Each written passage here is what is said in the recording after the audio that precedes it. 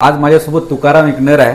माझ्यासोबत मुद्दामून व्हिडिओ बनवतोय. ह्याचं स्ट्रगल मला चांगल्या प्रकारे माहिती आहे, काय काय त्याने लाईफमध्ये केलंय. माझ्यासमोर त्याने सगळं सांगितलं होतं.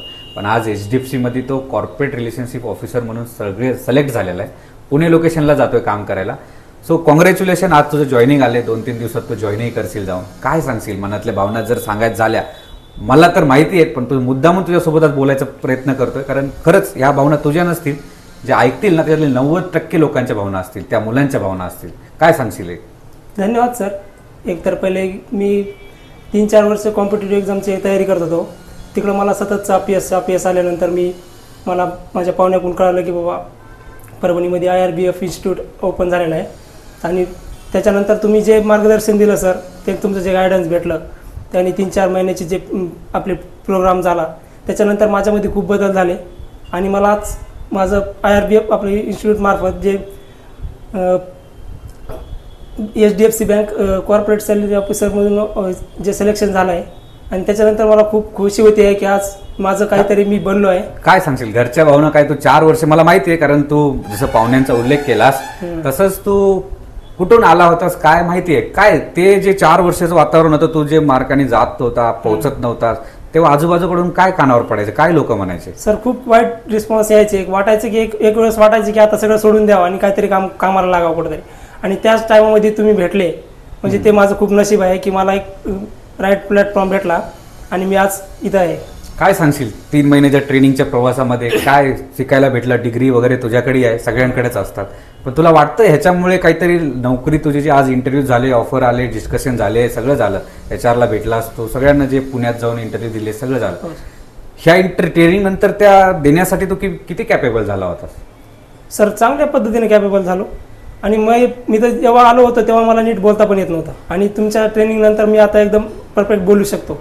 म्हणजे असं कॅमेरासमोर थांबण्यासाठी पण मी हे नव्हतं सर कॅपेबल. कारण तुझ्यासारखे आता मी एक ह्याचा व्हिडिओ बनवतो, ह्याचा अर्थ हे नाही की मी त्याच्यासाठी बोलतोय.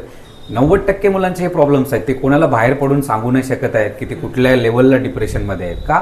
कारण त्यांचं मोटिव्ह ते 4 वर्ष ते करत आलेत आणि अचानक त्याचं स्टॉप केलं तर आजूबाजूचे लोकच म्हणतील अरे जमलं नाही, याला सोडून दिलं, ह्याच्यात क्वालिटी नव्हती म्हणून हा सिलेक्ट होत नाही. प्रॉब्लेम क्वालिटीचा नाही आहे, टॅलेंटचा नाही आहे, सगळ्यांमध्ये आहे. तिथे एवढं कॉम्पिटिशन आहे, पॉईंटमध्ये रिझल्ट लागतो आणि किती लाखो फॉर्म येतात हजारो जागांसाठी फक्त. मग आपण आपल्या स्किलनुसार अजून काही करू शकतो का, ते विचार करण्याची गरज आहे सध्या मुलांना. आणि त्याचं एक प्लॅटफॉर्म ग्रामीण भागातल्या खास मुलांसाठी, मी स्वतः ग्रामीण भागातला असल्यामुळं मला माहिती होतं हे. पण 10-12 वर्षे मी मुंबईमध्ये होतो आणि थोडं स्टेबल व्हायचा प्रयत्न करत होतो. नंतर काहीतरी करायची इच्छा होतीच इकडे येऊन, आणि ती सुरुवात केली. त्याचा रिझल्ट चांगला आहे. जसं सांगितलं त्याने की खूप सारे असे मुलं येतात, भेटतात आणि सुरुवात करतात सांगितल्यानंतर. सो आज एक HDFCत लागलाय, घरी सांगितलंच असतील, काय रिस्पॉन्स आहे आई वडिलांचा किंवा भावाचा, कोणाचा? सर घरचे खूप खुश आहेत, कारण त्यांना माझं 4-5 वर्ष जे अपयश बघितलं त्याच्यानंतरही आज काहीतरी झालंय असं त्यांना खूप आनंद झाला. आणि वडिलांचा रिस्पॉन्स ऐकून खूप भारी वाटलं सर. आणि मी प्रत्येकाला सांगू इच्छितो की आपण IRBF इन्स्टिट्यूटला भेट द्या आणि सरसोबत एक वेळेस डिस्कशन करून नक्कीच तुमचं करिअर पुढे हे करण्यासाठी. मित्रांनो, तू तेच बोलतोय, तो मीही तेच सांगतो की एकदा भेट द्या किंवा एकदा फोनवर डिस्कशन करा. मी भेटतो सगळ्यांना, ऑनलाईन तर अवेलेबल असतो जरी इन्स्टिट्यूटमध्ये नसलो, कारण थोडं ट्रॅव्हलमध्ये असतो. पण गाईज, बाहेर पडून कुठल्याही इंडस्ट्रीत ज्याच्यात जायचंय त्याच्यामध्ये थोडं बाहेर पडून रिसर्च करा.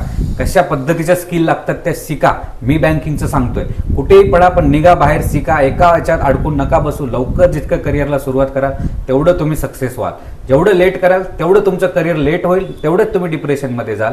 एवढंच सांगतो. बाकी काय, मी आलोयच मुद्दामून हे सगळं मुलांना एक राईट प्लॅटफॉर्म त्या लेवलपर्यंत प्रायव्हेटमध्ये पोहोचवण्यासाठी. मी कुठल्याही गव्हर्नमेंटच्या एक्झामची तयारी करून घेत नाही. मी फक्त आणि फक्त प्रायव्हेटमध्येच कॅपेबल आहे, बँकिंग इंडस्ट्रीमध्ये. त्या मुलांना तिथपर्यंत पोहोचवतो, स्टार्ट करून देतो त्यांच्या करिअरमध्ये, एक मार्ग दाखवून देतो. तिथून पुढे तो मुलगा जो जॉबला लागल्यानंतर त्याचा अनुभव, त्याची जी काही असेल पुढची स्टेप, ते गायडन्स देतो. पुन्हा अजून मुलं जे लागले 2 वर्ष 3 वर्ष झालं काम करतायत, ते मुलं हे माझेच आहेत. ते येतात, पोहोचतात, विचारतात सर इथपर्यंत पोहोचलोय, काय करायला पाहिजे, तेही गायडन्स देतो. पण हे सगळं जे चालू आहे ते फक्त एकच आहे, फक्त गव्हर्नमेंटमध्येच नोकरी लागते. ग्रामीण भागातल्या आईवडिलांची जी मेंटॅलिटी झाली ती खूप बदलणं काळाची जरूरत आहे. मुलाला विचारा, मुलाच्या कॅपॅबिलिटी बघा, तो अजून कुठे सक्सेस होऊ शकतो हे चांगल्या प्रकारे त्याला माहिती आहे. पण तुमच्या दडपणामुळे तो अडकून बसलाय तिथे. सगळे मुलं लागूच शकतात असं जरुरी नाहीये. एक लागूला म्हणजे दुसरा आपलाही मुलगा त्याच्यातच लागला पाहिजे, हे जे दडपण निर्माण करण्याचा प्रयत्न आपल्या समाजामधून, त्या आजूबाजूच्या नातेवाईकांकडून किंवा आईवडिलांकडून चालू असतो त्या मुलावर, आणि तो मुलगा 10 वर्ष तिथे अडकून राहतो. नंतरला एक काहीतरी डिप्रेशनमध्ये वेगळे निर्णय घेतात काही मुलं. पण मी त्यांना सगळ्यांना एक सांगतो, बाहेर पडा, थोडे नॉलेज घ्या, आणि प्रायव्हेटमध्ये तुमच्या टॅलेंटनुसार, तुमच्या स्किलनुसार खूप स्कोप आहे. मी स्वतः एक प्रायव्हेटमध्येच पूर्ण माझं करिअर बनवलेलं आहे, आज स्टेबल आहे. आणि त्यानंतर मी स्टेबल जॉब सगळं करत करत विचार केला की हे इन्स्टिट्यूट स्टार्ट करायचं, आणि आज नोकरी सोडून एक फायनान्शियल स्टेबल होऊन फॅमिलीला स्टेबल करून इथपर्यंत पोहोचलेला आहे. So guys, once more Tukaram, congratulation, join हो. काही लागली तर नक्की रिच आउट कर आमच्याजवळ, ठीक आहे.